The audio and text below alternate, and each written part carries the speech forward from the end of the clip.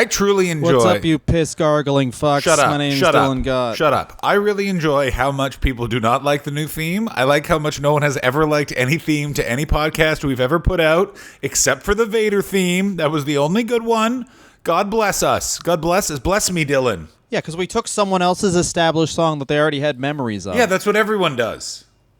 What do you think all new music is now like the White Stripes were cool, right? And you're like, wait, what? It's like, yeah, I'm not even a band. I'm just a guy who's bought some White Stripes records and I'll play them for you in this arena. And you're like, this is a concert now? You're like, yeah, man, this is like $80. It's got a laser show though. Fuck yeah. Dong Hastings is, of course, in a darkened room. He's podcasting. He is the Phantom of the Opera. That's He's right now below the Comedy Store.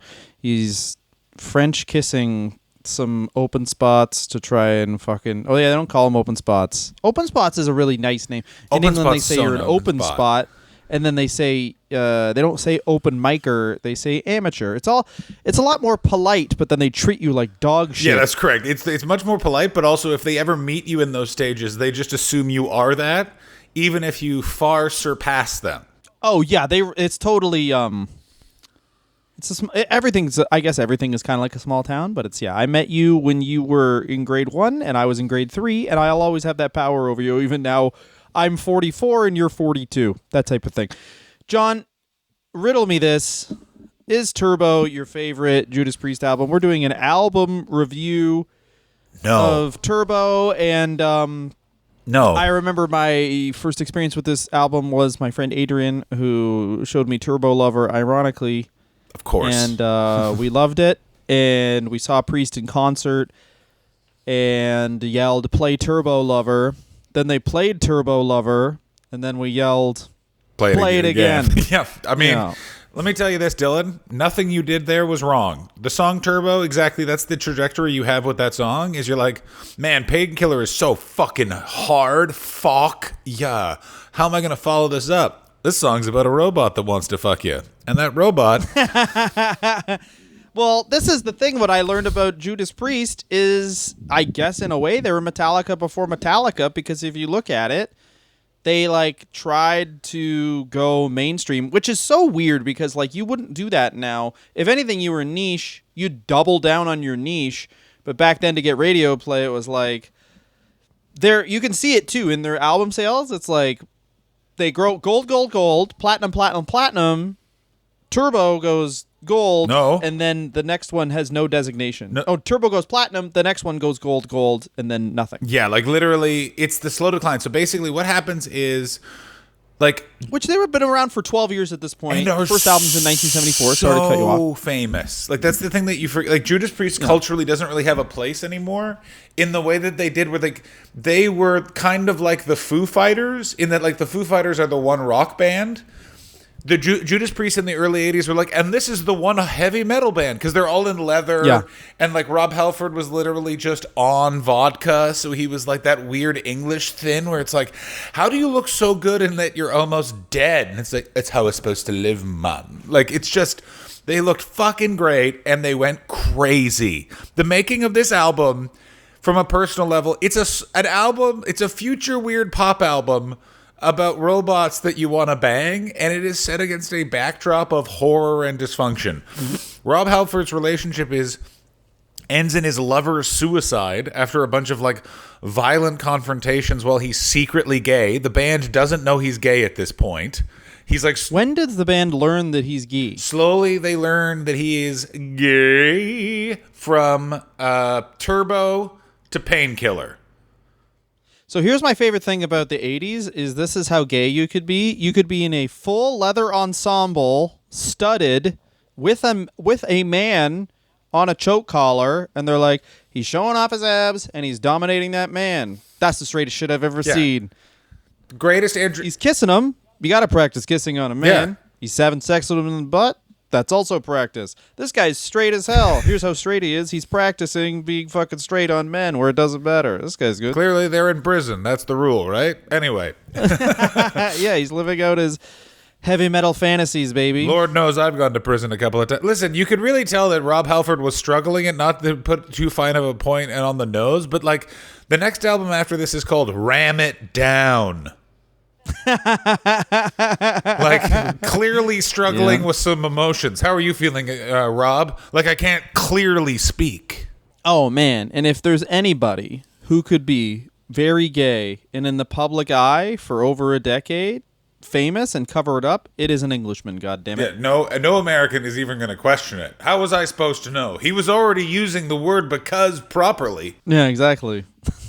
All English people seem gay. Yeah, like the Judas Priest is great. It's because it's one of those bands that I just always assumed really like each other, and then given any sort of ability to fuck each other over, they do. Oh my god! Like Rob Halford is currently taking control of the band. He has kicked. The two guitar players are out. Glenn Tipton, I believe, has Parkinson's. They're still together.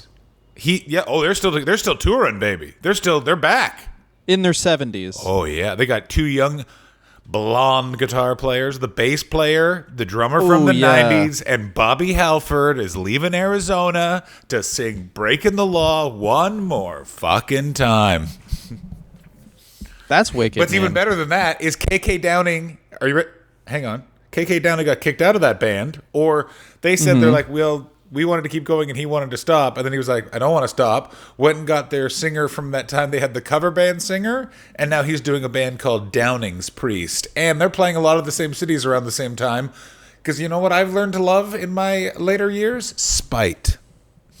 So was Judas Priest? They're the band that did the, oh my god, what was that shitty fucking movie? Rockstar with Rob Halford. Yes, it's like based. It wasn't Rob Halford. It was wasn't Mark it? Wahlberg. Every movie that sucks Mark Wahlberg. has Mark Wahlberg in it, or at least he's in the background. Yeah, you are so any bad movie, Mark. You know what we Wahlberg. should watch is the Shyamalan movie The Happening. That's one of the fucking best shit movies I've seen. We should watch that. I will only watch that if you then jack off 3 different times to scenes of your choosing from the movie Lady of the Water, and I don't know why that's a punishment, but it's a punishment. 3 different jacks. I don't know why I had a nice suggestion and you're like, I want to see you nut. I don't want to see Halford. it. I don't want to see it. I just want you to do it. I believe you. I know what your face looks like after you've come. Sir, we've been doing stand-up to comedy in the same places for more than 18 years. I know when you've had an orgasm. I can sense. Yeah. I can sense the peace. So, John, Dylan? Turbo, I was going to do a track-by-track breakdown, but obviously Turbo is something that...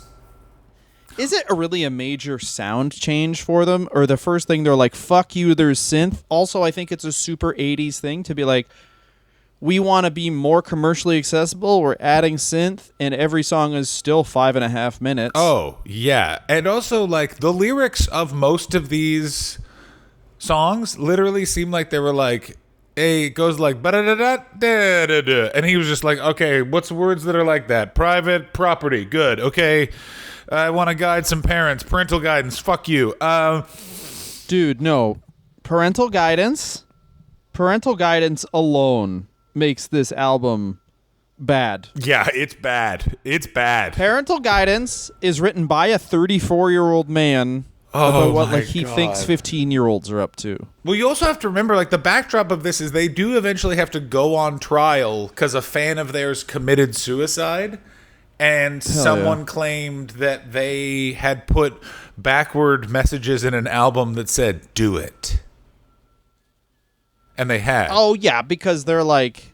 Which is so funny that it's like, here's the most evil band. It's this guy in leather pants covered in sparkles. He's trying to fucking... Like, what is evil now versus, like... That's so funny. Literally, Slayer at the same time has a song that's just about Joseph Mengele. And it's a lot more positive when you read all the lyrics. Like, that last thing where they're like, hey, maybe he had some good points. Also, now we know a lot about dentistry. I thought was over the line, Slayer. I thought that was a little inappropriate. Angel of Death, that's fine. What about this song called Parental Guidance? That's weird. Anyway, I just checked up. I Wanna Rock was in 1984. Dee Snider's in his late 20s. Fuck yeah. Writing that song. So it's probably 2 years after I Wanna Rock, and they're like, hey, like all bad ideas, you're like, hey, let's jump on this trend. We'll record it while the trend is still happening, and then by the time we release it, it'll be like doing a dab in 2021. Everyone will want to hit us with a bat. There's nothing wrong with doing dabs even in 2024. Go fuck yourself. Thank you. Thank you. No, now it's good again. Oh, okay. As long as It's been 8 years. As long as it's clear that it's good now. Two. They should have done their original idea, which is they were going to do a double album called Twin Turbo, and one album was going to be this, which is clearly, by the way, it's a Rob Halford solo album. They were like, no, we need to keep him in the band. None of us can write lyrics. So he has to stick around, so we'll let him do what he wants. And then they were going to do another disc that was like hard as fuck, which ended up being Ram It Down. And they should have put it together. It would have, because what happens is none of their regular fans like this album, and they get sort of a new audience that hates all the rest of their stuff. So there's no progress whatsoever.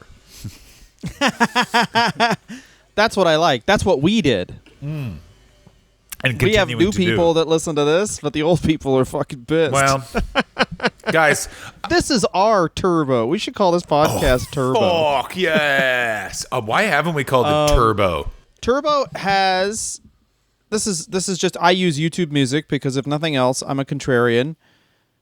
You use YouTube Music? Yeah, because you can bundle it all with YouTube Premium, which comes in very handy if you have a toddler. A lot of things where you're like, why the fuck would anyone pay for that? Are like, oh, that's apparent. Oh, okay, Parents, interesting. Like, I was actually fighting having Disney Plus, which now I'm like, can you imagine if I didn't have Disney Plus? I mean, if you're a parent and you don't have Disney Plus, I assume it's going to come That's out crazy. later. You beat the kid. Like it's just going to be like that's clearly some sort of we don't have time to watch Disney Plus because of all the beatings I will be uncorking on this child. So here are how things go as far as YouTube, and I assume this will be like counting the official music video as well. But Breaking the Law, Painkiller has 137 million plays. Breaking the Law has 122 million plays. Fuck yeah. Turbo Lover has 74 million plays. I mean, that is a lot of ironic watching in the 2011 through 2015 range. I'm going to say right now. That is a lot of employees This of is BuzzFeed. also a fun album. It is not a fun album. It is not. Shut the fuck up. Fuck you. Say it to yourself. Dylan, repeat after me. You don't get it. I do get it. You don't get you what? Because you left drinking in the past. This is not a weed album. This is a You're 100% drinking correct. That is 100% correct. and driving Yes, album. it is. You are... Dylan, you won't speed too much. you won't speak too much, and you'll think about an ex-lover that you didn't like at the time, but in this moment, you're like, maybe we should get back together. I haven't had something thrown at me in a bit. Maybe that person we slept together 3 times and then hated each other for 5 months. Maybe things could have worked out. Oh, my God. Being back in Canada, I always reflect on all of my ex-gal pals and what would have happened if I had just married them. And so many of them would be like, oh, I'd be dead. I'd be a dead I would have thrown myself against the rocks in Ottawa. You know what I mean? I remember one, Ali Hassan was just talking about how I think you were dating a girl who was problematically younger than you. No, she was reasonably younger than you. But Ali Hassan, who a mutual friend, saw you roll up on a bike, and then she got up on the back seat of the bike and just rode off. And then he just looked at me and he went, "I'm just envisioning myself." Riding up to my wife on a bike and be like, get on the back, and then her macing me. She didn't have mace. She would just then ask if anyone had mace me, and then get in a cab alone. I just like to, and I had to walk home. I like to point out, I remember that particular evening, and that was Georgia. It wasn't even that. I wasn't even doing nothing. That was just a friend giving a bike ride home to their apartment that was 2 blocks away from where I was living. Oh wow! Because cool though. In classic Ali Hassan fashion. In many Toronto let me tell this about Toronto comedians. They love an exaggerated story. Their comedian Ron Jossel has a story about me that started initially with me watching a comedian and now ends with me in front of a police station demanding to be killed by an officer. Yes, I mean wrestlers and comedians are very, very close. But anyway, Parental Guidance. That song is when you take in. Like it's written for people that are the age that would be born when they first made this band. Like the band first record is in 1974. They're writing the song in 1986. It's just so funny to like a bald 34-year-old being like, my back hurts, but anyway, wouldn't it be fun if partying didn't make my knees hurt? I'm going to say this. First of all, if you think that just Rob Halford's back hurt in the mid-'80s, you do not know what was going on in that band. don't. He was just, they were all, he was. I know 5 songs, and I'm looking for you to fill in the blanks, my beautiful friend. Okay, so at this point, like, Rob Halford is the saddest type of drunk and coke guy, because there is no sadder coke addict than the I do cocaine by myself coke addict. That one is just like, oh, fucking hell. And that's Rob Halford up until Turbo. He is, he's real into S&M. Him and his partner get into like all these violent fights in Phoenix, Arizona. Also, sidebar for Rob Halford. He loves Arizona. He loves it. I don't understand it. He's from Birmingham, and he's gone to the opposite of Birmingham, a place with a bunch of cactuses. Is it though? Like, I heard Arizona is just basically like a place where there's some suburbs, but it's super fucking hot. Like Stanhope lives in here's what Arizona. It is. If you like driving, Arizona's the place for you. It's just like, oh, nice. It's imagine the neighborhood you live in. That's the cities. And then the small towns are literally a trailer park with a guy, and you'll be like, are you cooking meth? And he's like, and chili. And that's Arizona. Here's one of the lyrics from Parental Guidance. Don't you remember what it's like to lose control? Put on my jacket before you get too old. Let's rock and roll. So the reason why this song was written is because Tipper Gore created the parental guidance sort of stipulations for music. They were going through all sorts of lyrics. At the same time, Judas Priest is literally being accused of murder. This is I believe, the beginning rumblings of all that then culminates in them having to go to a lawsuit. Also, when was the Night Stalker, the guy who was like, why'd you do this? Heavy metal. AC/DC. He's the middle 80s as well. In middle to late 80s, I believe, is Richard Ramirez. In that I think he's captured in 88 or 89. Sidebar, Richard 84. Really? Much later than I thought. Much earlier than I thought. He was rapist and murderer, 13 people in California, and people wanted to suck him off. He listened to metal. People did want to suck him off. It's very weird. I mean, he was kind of a hot guy, but he's also crazy. Also a pedophile. Also a big-time pedophile. Also so many of those... Certified lover boy. I mean... as Drake would say. Oh, God. When is Drake... Now that Diddy's in jail, when are we going to find out how much lube that Drake has in his house? No, Drake does something that's already come out that's actually... like, it's like one of those things where it's like, oh, if he does this, then what's going to come out? Where he like films his basketball games, like he has like because he has more money than God, so he has basketball. He plays basketball and then he films it and then like plays back the highlights to the people he played with afterwards while they like chill. And most of the highlights are him, even if it's him just like, look at this, I fucking set a screen. I gotta tell you, that guy. When the other shoe drops, everyone's gonna be like, yep. No one more evil than a Toronto evil guy, because he's both petty and trying to blame you. You want to know why I did that to all those children? Because I was too close to a school because you wouldn't let me live in your neighborhood. Hey, man, Kevin Durant's still his friend, and that's enough for me, I guess. Not me. I let my take on the whole thing be decided via which one of those hip-hop songs I liked. Kendrick won. Those beats were too delicious. Yeah. I mean, so tight. I don't think Kendrick won because I think that Drake still got away with it. And if you're a criminal, that's in the end. No, sir. That's what matters. There are people at bat mitzvahs dancing to a song where a man is like, you know who's a pedophile? Drake, stay away from him, you little 13-year-olds. Like, it's over. Because basically what Kendrick has done is he's poisoned the water at source. You know what I mean? He's turboed Drake. Let me explain. If you didn't have context for Judas Priest before the album Turbo and this just came out, you'd be like, what the fuck happened to Rush? What the fuck, guys? And then also after Turbo, you're like, I mean, I like this, but I know what you guys did. You know what I mean? So you're a little doubtful. That's how everyone feels about Drake. No one's putting on that song and feeling clean. You know what I mean? It's like playing Michael Jackson 3 years ago. Now everyone's fine with it again. Yeah, I mean...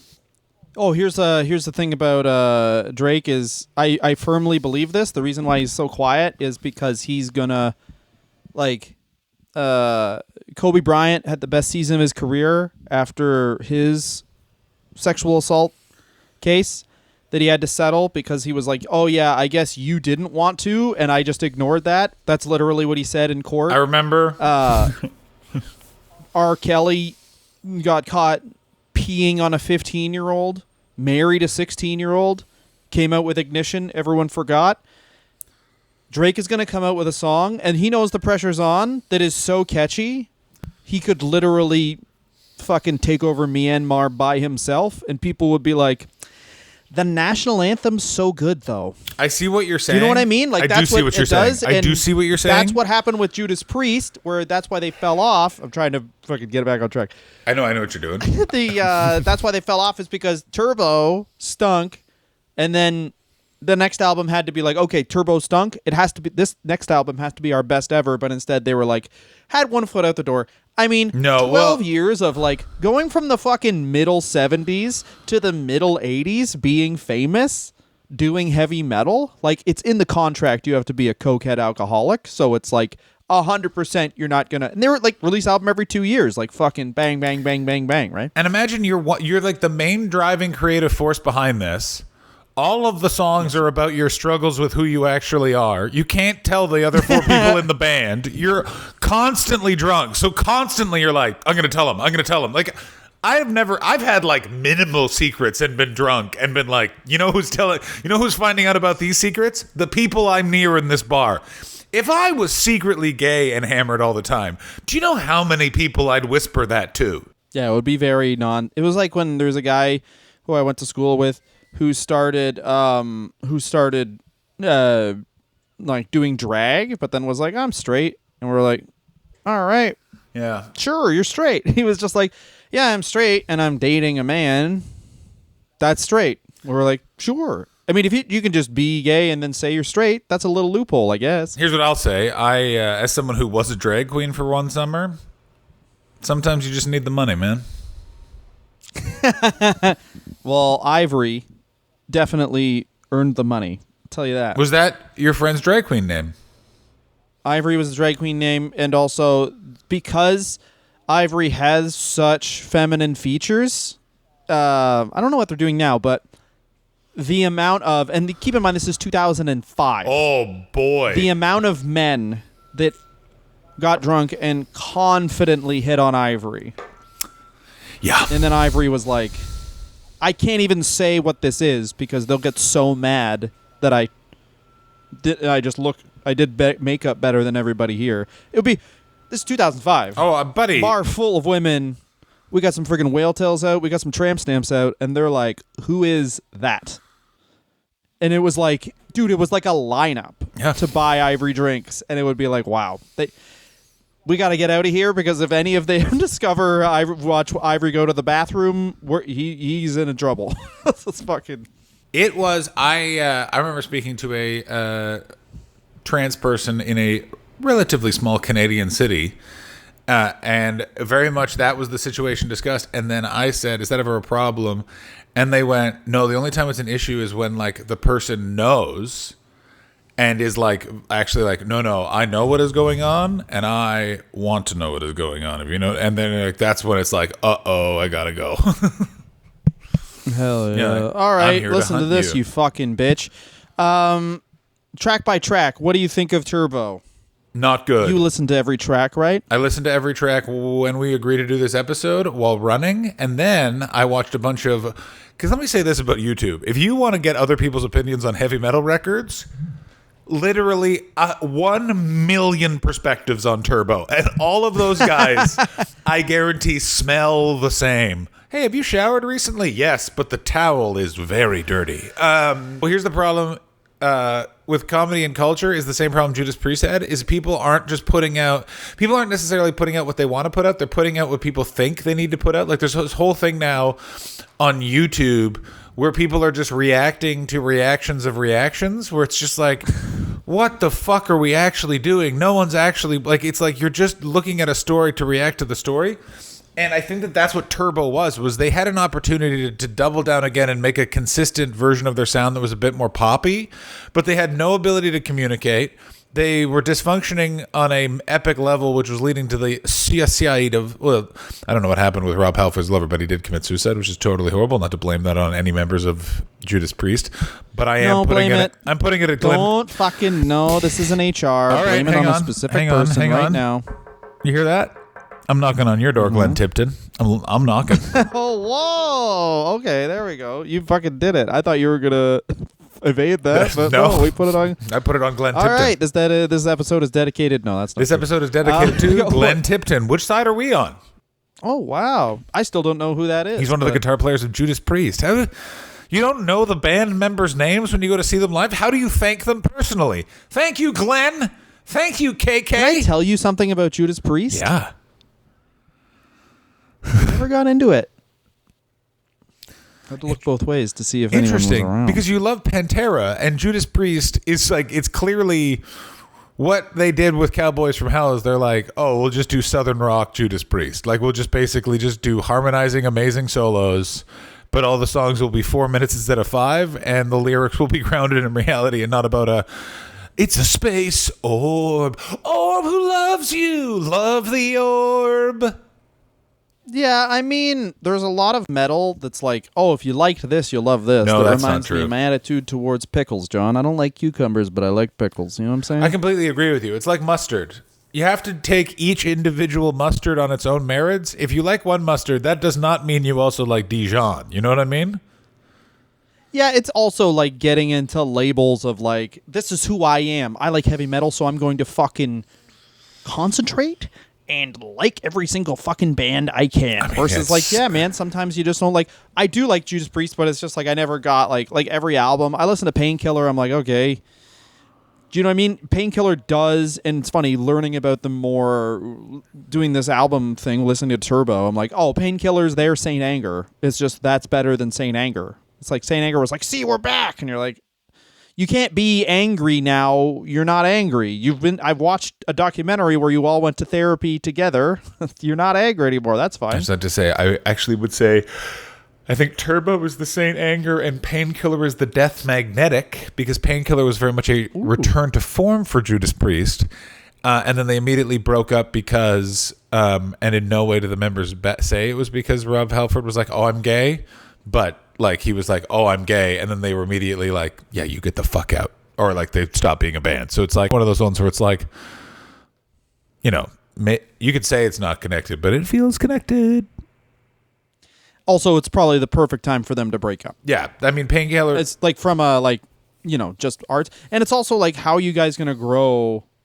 How many albums did they have at that point? Like one album every 2 years since the fucking mid 70s? It's one album every 2 years. And what is pretty crazy about Judas Priest, I know you're not into them, but from Rockarola to Painkiller, there's 3 duds in the bunch, which is their first album, which Rob Halford wasn't the singer of when he just sang the songs and they just had to put it out because of a weird contract. And then Turbo and Ram It Down. And that's just because they were so fucked. They were so fucked. Yeah, but when your business, this is the other thing, when it's like, it's their fucking business. So, of course, they're going to keep on making albums, even though, like, I'm not feeling inspired. Yeah. Like, not everyone's like fucking J.D. Salinger, where it's like, I don't know, maybe it's not good. I know that was good, so I'm just going to retire into the woods. Like, no, man. We are cokeheads. We need coke. Yeah, like I mean, J.D. Salinger, luckily what J.D. Salinger was into is, Dylan, say it with me, kids. And kids are in the woods, so he could be in the woods. You think it's kids? I don't think. I know it was kids. How do you know? Charlie Chaplin and J.D. Salinger had a blood feud over the ability to go out with Uma... Thurman? Like Uma Ogden, some socialite in the 30s. And Uma was, Dylan, say it with me, 13. 4. She was 13. She ended up with Chaplin. That's not good. Not good. You were really waiting for that teen there. Yeah. You were fine with a welve. Yeah, exactly. Yeah, he's like, I'm not a pig. I'll wait till she's 13. I'll wait till she's flowered. You know what I mean? Those kind of guys. Oh, God. But yeah, that's pretty much like... The moon has visited her. You know those guys? What's it called? their first two albums, nothing, and then gold to platinum. And they really define metal, and then it's just metal changes what it is, and what they become is kind of like cheesy. And that happens to everybody. And you're not going to fucking change your sound while under the same band. Like if fucking, you know what I mean? Any brand started making a different thing. If Old Navy started making fucking fitted hats, everyone would be like, give me some slacks. I will say this. Iron Maiden really dodged a bullet by not being successful in this time. Like, they were the number 2 or number 3. They weren't as big as, say, Judas Priest. And that really benefited them because they were actually way more cheesy. But they kept just that metal audience that Dylan was talking about that's like, I like metal. I listen to metal. If you're a metal band, I'll listen to you.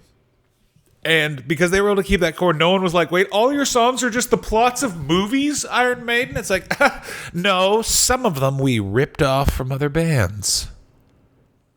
Yeah. Also, Bruce Dickinson, from having seen them both live, maybe it's genetics, but also, like, aged wonderfully. Oh, beautiful, been like, man. His voice stayed.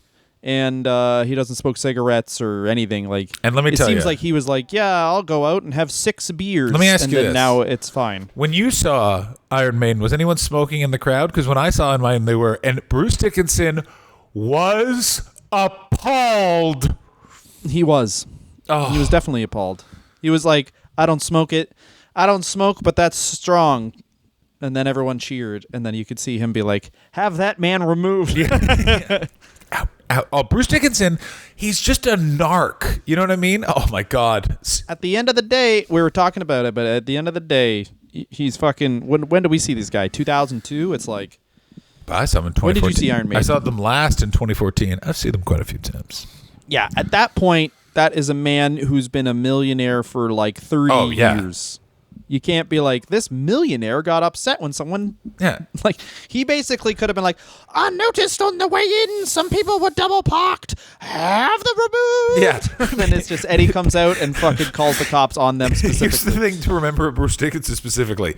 Owns a 737. Yeah, exactly. If I'm going to stay in the band, I'm a pilot, I get to fly the plane. Wait, what?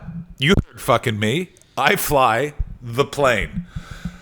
Puts on a hell of a show. Hell of a show. I mean, dude, how much moving? Here's what Rob Halford just paced from side to side, and then eventually would come to a dead stop and hit a high note. Yeah. And Bruce Dickinson was running upstairs, jumping and shit. Bruce Dickinson's doing costume changes, fencing with fucking Eddie. Like, yeah, that's the thing. Oh yeah, he's like fencing. Bruce Dickinson is a lot closer to like a Megan Thee Stallion show than you want to admit. Yeah, it's just Megan Thee Stallion's like dancing consistently for 3 hours, and Bruce Dickinson is pretty much doing the same thing. My favorite thing about Maiden when I saw them, this is like going on 20 years now. They clearly had a guitar. They had 3 guitar players, so they could just like take turns, basically not playing their guitar. It's like, you have this solo. Oh yeah, I know exactly. This one you're just gonna fucking have a cigarette, but out. like with one hand, being like, meh, I'm playing guitar. This fucking concert's long, too long. My name's Yannick. I joined the band in '90s. I don't care. I'm playing with one hand. Yeah, you can literally see there's a guitar player, Yannick Gers, who's in the band, and like so much of his guitar parts are literally like a bar chord. So he's literally like one hand just dancing. Like, it's very fun. It's also like just when I assume when you're like, you're going from the band and like all the original members are kind of like competitive about what's happening in it, and then you get that guy who's like, this is a job for me. I'm here to do a job. Hello. Like Robert Trujillo in Metallica is like, I'm here because I look cool when I play bass. I'm going to stick my head down. I don't really care if your friend's dead. And then Hetfield's like, are you sure you don't care at all? And he's like, 100% don't care. Don't throw shit at me, please. I mean, what's very interesting, just speaking about Metallica, is in hindsight, it's like, so you guys just hired a guy to bully for 10 years? And it's like, yeah, we did. Wait a minute. Your friend died, so you tried to make a guy die? Yeah. I made him leave the band he was in that he liked, where they respected him, and then I spat on him, and now he's a millionaire. Yeah, he's got stuff, and all of our fans would prefer him, but he just hangs out and has a farm with a movie theater on it because he He fucking saved all his money, man. Like, that's the best thing about Jason Newsted. Yeah, he got bullied. He got a quarter of the fucking Black Album because he made them give him all the publishing when he joined the band because he's a smart man. And now I assume he just laughs. And he's, yeah, I mean, if you're going to bully a guy because your friend died and you're not processing it, then yeah, they should get a lot of money, I guess. Yeah. Like, and also, like, if the way he was, well, he was on, which one? He was on Master of Puppets too, right? No.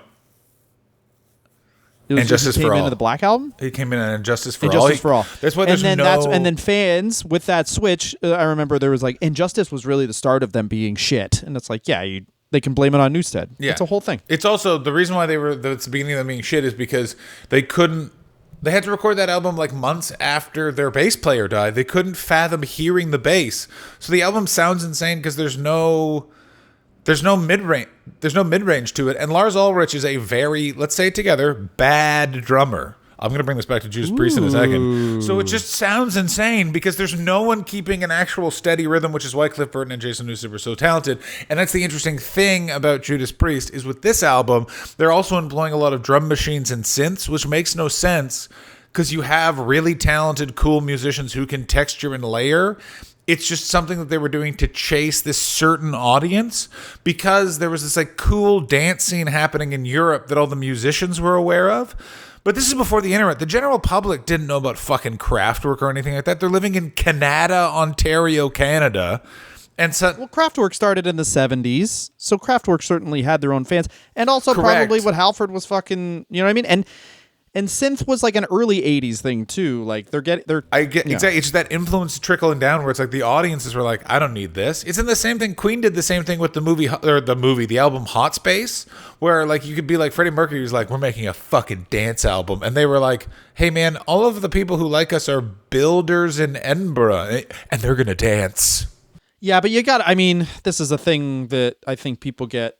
And this is why we're fucking so sick, John. We're alphas? We're actually not. Peak at what? You betrayed me. But I just mean when you're like, yeah, they probably like that, but we got to do this, and maybe it'll fucking suck. But Judas Priest knew that their fan base would just stay with them forever because it's like they'll be pissed off in the moment. Well, they didn't. But at the end of the day, what are you going to do? Not listen to Breaking the Law? I mean, Judas Priest's fan base did not stay with them. They were in rock clubs after Painkiller. They did 3 albums with Tim Ripper Owens and were like fucking scraping by, but they were so fucking stubborn they wouldn't talk to Halford. Halford had to basically make a Judas Priest album on his own called Resurrection, with one of the songs is about how he's back and he's going to do what people like, and another one of the songs is about how he went around the world and screamed at people. Fucking great album. And then that got him back in Judas Priest. Now, Judas Priest is like so much more fraud, and Judas Priest, I would say, is much closer to Megadeth, except there's no like one central guy. It's just people struggling for power than Metallica. Because it's also that thing of Judas Priest, as much as this pains me, does not have the consistency of a Metallica or an Iron Maiden. They're very, very popular and then are become sort of much more of a cult act and are now getting their moment because they keep putting out consistently good albums like Firepower. Well, also, Judas Priest, when you envision that, you really just think of Rob Halford. There's no like signature guitar player or anything. Glenn Tipton. Yeah, but I don't know who that is, and I'm pretty into metal. That's crazy. Yeah, but it's crazy you didn't get into Judas Priest because you love Pantera. That blows my mind. Because, like, Dimebag Darrell loved Rob Halford. It is crazy how much he loved Judas Priest and Rob Halford. I remember he did an interview in Guitar World magazine, and all he did was talk about Halford's album Resurrection.